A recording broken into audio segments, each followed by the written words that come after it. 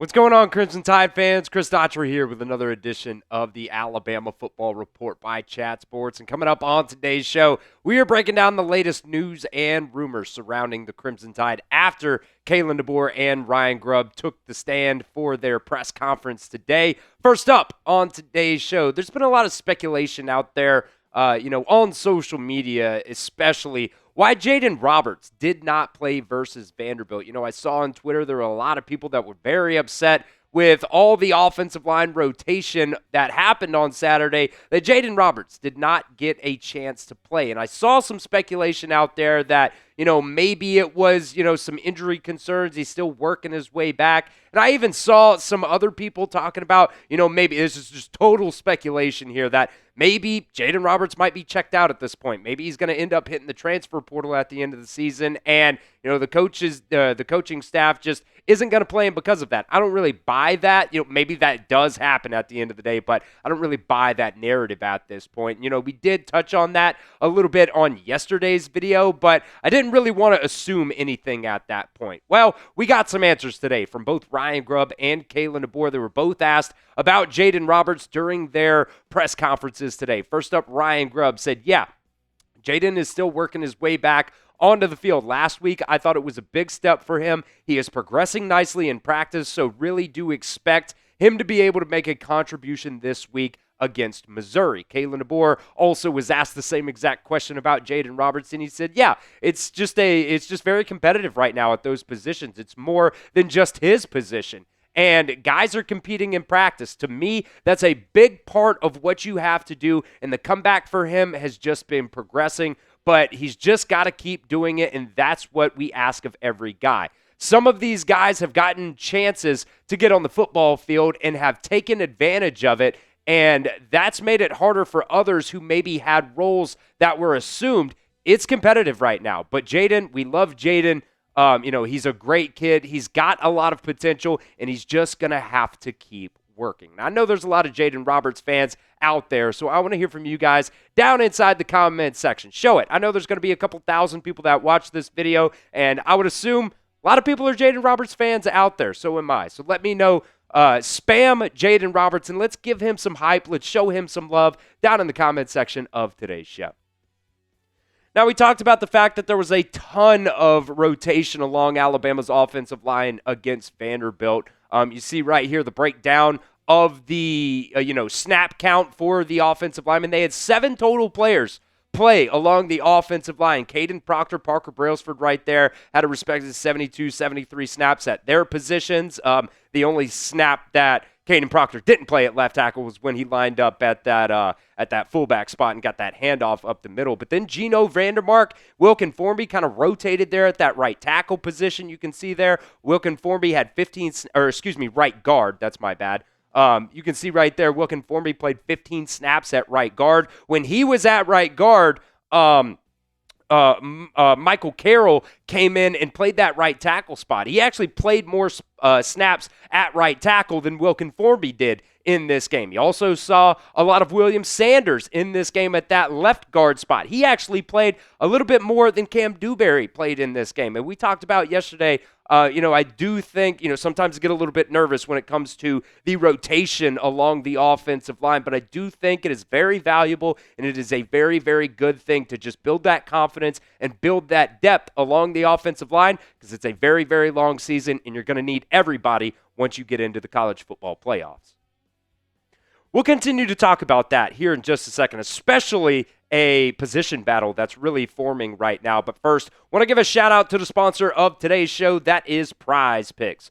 You and I make decisions every single day, but on PrizePicks, being right can get you paid. Don't miss any of the excitement this football season on PrizePicks, where it's good to be right. I use PrizePicks for a ton of different types of sporting events, whether it's professional football, baseball, basketball, college sports, MMA, and so much more. PrizePicks is a ton of fun, and if you guys know ball, you can win real money all season long on PrizePicks. This is what we got cooked up for the power play for the Monday night games tonight. Got Patrick Mahomes less than passing yards. He's actually had a little bit of a slow start to the season, so going with the less than on that. Travis Etienne, more than just a half a touchdown. He's had a great start to the season, so whether it's rushing, whether it's receiving, I love the fact that you can, add both of those and kind of have the combination there between rush and receiving touchdowns, and also going with Trevor Lawrence, more than just a half passing touchdown for him.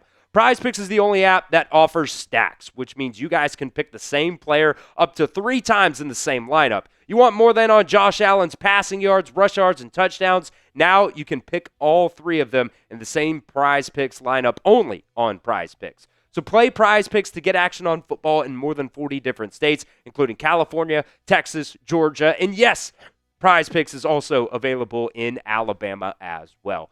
So download the PrizePicks app today and use promo code CLNS to get $50 in lineups after you play your first $5 lineup.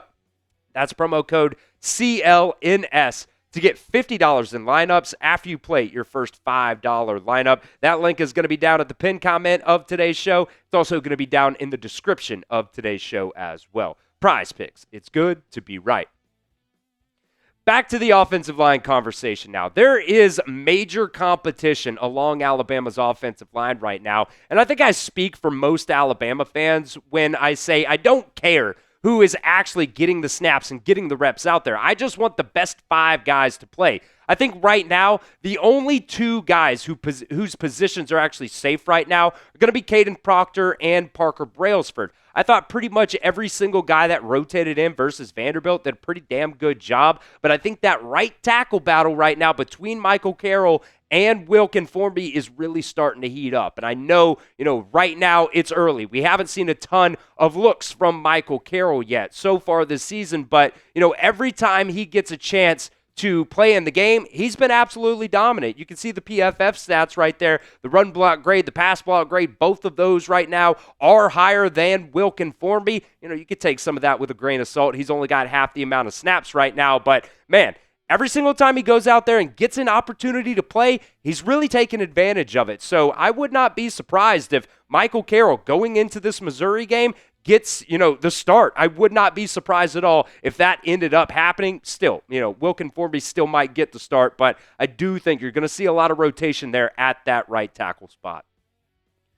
So let me know down in the comment section at the pinned comment, actually, of today's video. Pick a right tackle for me. Who would you guys start this week versus Wisconsin? Type F if it's Wilkin Formby, or type C if it's Michael Carroll. All right, Ryan Grubb was also asked about Alabama's red zone woes versus Vanderbilt during his press conference today. And, there was a couple times you got down in the red zone and you just had to settle for field goals. And, especially there was a couple of times where, Ty Simpson, held onto the ball a little bit too long. He ended up taking sacks and, just pushed them back a little bit. They got behind the chains. There was one time you're at the 11-yard line, I think it was. It was 1st and 10 from the 11-yard line. Ty Simpson takes the sack. All of a sudden, it's, 2nd and 20, and you're working from behind the sticks at that point. This is what Ryan Grubb had to say about Alabama's red zone offense this past week. He said it was disappointing, to be honest. I thought our red zone execution was poor. It's something that we have to work on a lot. We still have to follow the script and understand that we cannot press in those moments. Our opportunities here, we had done a really nice job in the previous 2 weeks down in the red zone. So, to see ourselves take a step back like that was discouraging. So we are going to put a lot of effort into that and execute a lot better down there this week. And, we mentioned the past 2 weeks, but really Alabama's done a really good job in the red zone so far this season.